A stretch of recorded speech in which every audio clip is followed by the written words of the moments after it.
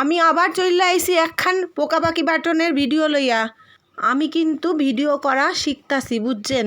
এই জন্য আস্তে আস্তে সুন্দর যাতে লাগে সেই রকমভাবে চেষ্টা করতেছি। ঘর খুঁজে এক এক কইরা বাসনপত্র সব বাইর করতেছি।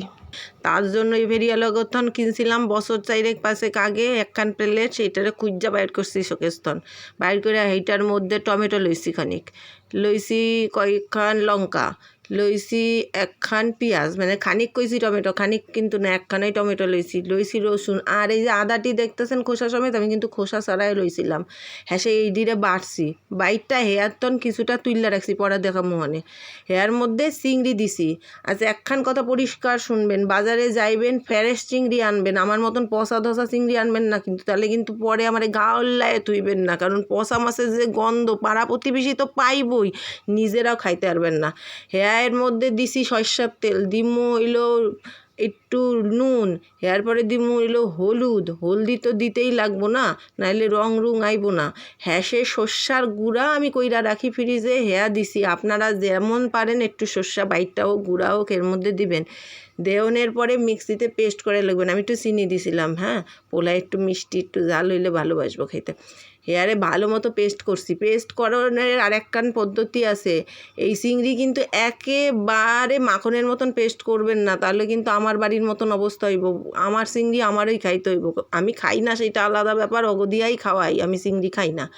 চিংড়ি একটু দানা দানা থাকলে মুখে পড়বো, বাচ্চা বড় প্রত্যেকের ভালো লাগবো, না আইলে কইব কি এক কচু বাইটটা দিছে। হ্যাঁ, সে কড়াই গরম কইরা কড়াইতে তেল দিবেন, দিয়া জামা কাপড় মেলতে চলে যাবেন। ওই দেখেন আমি করছিলাম, লাল তেল সাদা হয়ে গেছে। এর মধ্যে ওই যে বাইটটা লইছি বাটনের মধ্যে তো আমি ব্যাবাকটি দিয়া লইছি। হ্যাঁ, সে এই তেলের মধ্যে দিয়া আচ্ছা মতো নাড়তে লইবেন।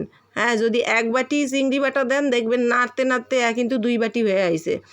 ইয়া হাতের গুণ, ইয়া ম্যাজিকে হয়। আচ্ছা দেখেন, নাড়তাছি ভালো মতো নাড়তে লাগবো। একখান কথা, চিংড়ি বাটতে বাটতে আপনার কই নাড়তে এই যে চিংড়ি বাটা, হ্যাঁ, এই চিংড়ি বাটা কিন্তু এক একটা মাইনসে এক এক রকম করে। আমি কিন্তু আমার সম্পূর্ণ নিজস্ব পদ্ধতিতে করছি। এই চিংড়ি বাইটটা খাইয়া দেখবেন আপনারা চিংড়ি মাছ আর অন্য পদ্ধতিতে খাইতেই ভালো লাগবো না। এই চিংড়ি বাটা, এই যে চিংড়ির তন জল বাইরাইছে না, এই জল দিয়ে শুকাইতে লাগবো, একটু টাইম লাগবো। গ্যাসের ফ্লেম একবারে বাড়াই দেবেন, বুঝছেন নি, নাইলে কিন্তু সময় বেশি লাগবো, পোলাপাইন না খাইয়া চলে যাবো যে যার কাজে। এই জন্য গ্যাসের ফ্লেম বাড়াই লইবেন। আর যারা ভিডিও করে কয় আলো উলো বাড়াইতে, আমার রান্নাঘরে 2খান আলো, তাও আলো পাই না। আমি কী যে করি, আমার সে মানে নিজের কপাল নিজে চাপড়াই, বুঝছেন নি। একখান হাঁকও নাই ঘরে যে নিজের কপালের মধ্যে বাড়ি মারুম। লাইট লুইট কই পাই, এক কোনায় আলো পড়ে তো আরেক কোনায় পড়ে না।